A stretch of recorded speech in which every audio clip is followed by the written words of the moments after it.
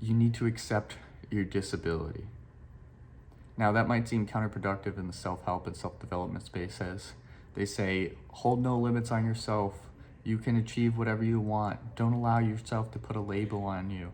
If you put a label on yourself, then you're making it so that it's not possible to obtain or achieve the things, the goals that you set out, because other people are putting labels on you and telling you who you are.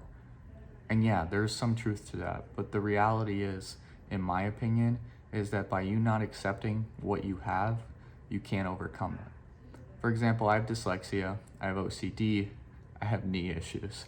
These are just a few things or a few labels that I've put on myself, right? And if I didn't acknowledge that I have dyslexia, then I would not be able to get the help that I need in order to overcome the odds that I had in school. It takes me about 2 times or 2.5 times longer to read something that somebody else reads. And this is an excuse for myself. When my brain reads and processes stuff, when I'm reading a line in a book, it doesn't read across. Sometimes it skips down, other times it skips over words. So instead of reading the dog jumped over the white fence, I might read the dog jumped over or jumped fence. I skip words, even when I'm writing something out. If I'm writing something out, like I went to the market to buy some groceries, when I say that out loud and write it, I might only still, when I read it, write, I went market to grocery. My brain skips over stuff. And I went and I got help and I got time and a half so that I then had time to go back and read it and then write it out again or reiterate and figure out and have enough time to be able to do the thing that I wanted to do, which was maintain A's in class. I didn't read books for the longest time because I skipped lines and I skipped over words and stuff. I found books that I was interested in and it takes me longer, but I'm able to read. And I'm probably even going to potentially do breakdowns of books on this channel.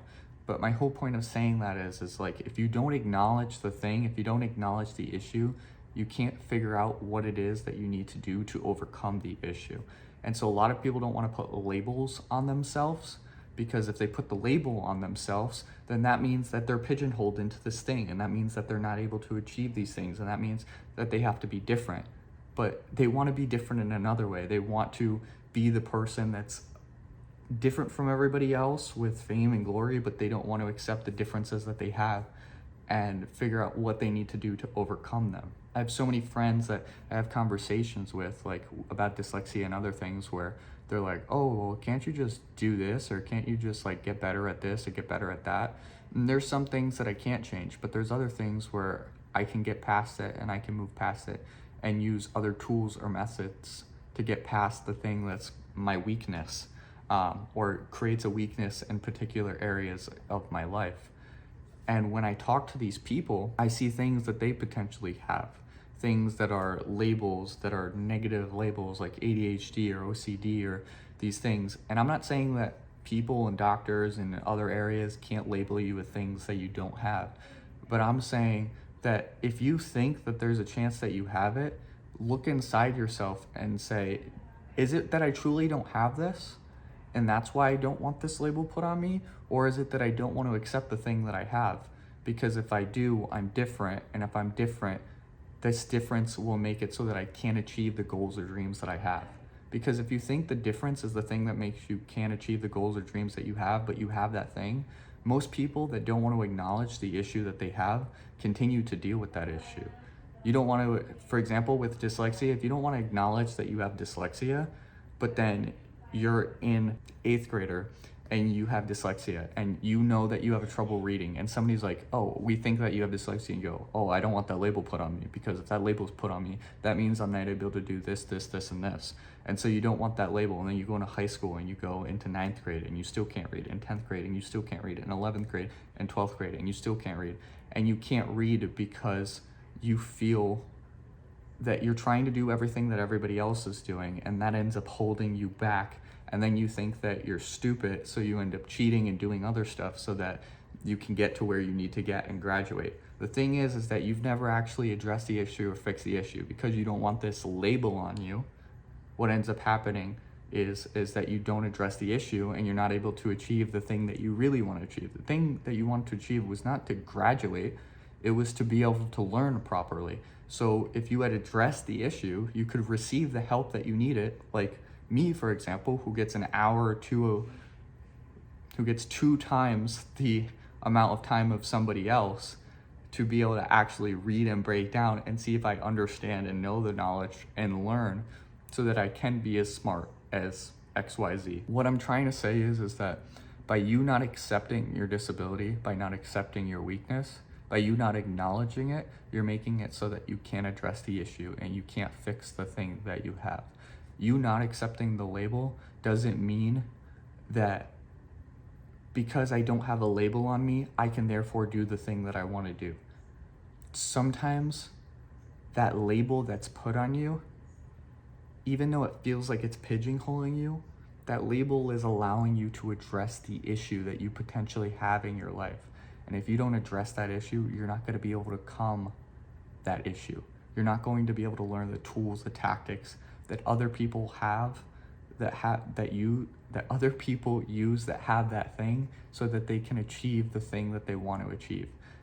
My knee, for example, if I do not acknowledge that I have a knee issue, then I can't go to the doctor to check it out, or I can't do research to figure out what that thing is and try different tools or methods or things that other people that have this issue is, so that I'm able to run and be able to achieve the Ironman that I want to achieve at the end of the year. By you not putting a label on yourself, it doesn't allow you to do the thing that you want to do.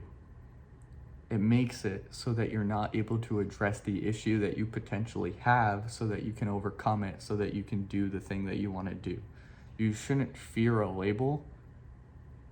You should fear not being able to do the thing that you want to do. And if that label is going to allow you to figure out methods or try different things that actually allow you to address your issue and overcome it, take the labels. Why not? Dyslexia, OCD, knee issues, autism, ADHD, depression, whatever that thing is, just because somebody else doesn't understand it, just because somebody else gives it to you, doesn't mean that they're trying to put you down or throw you away. They might be trying to help you so that you can do the research, so that you can find people that are in similar backgrounds with similar issues to help you acknowledge, address it, and overcome it. You don't have to take that label and hold it and say, this is what I have, so I can't do this anymore. You take that label and say, this is what I have, so how do I use this to now figure out what somebody in my condition needs to do to achieve the thing that I want to achieve. With that said, be who you want to become in order to become who you want to be. Thank you so much for watching this video. I truly appreciate your time. If you enjoyed this video, if you could click that thumbs up button, I'd really appreciate it, as well as click that subscribe button down below, or potentially even up here if my face is over here. If you enjoyed this video, you might enjoy one of these videos. YouTube, I know, is recommending one of these videos. And yeah, be who you want to become in order to become who you want to be. Thank you guys so much for watching.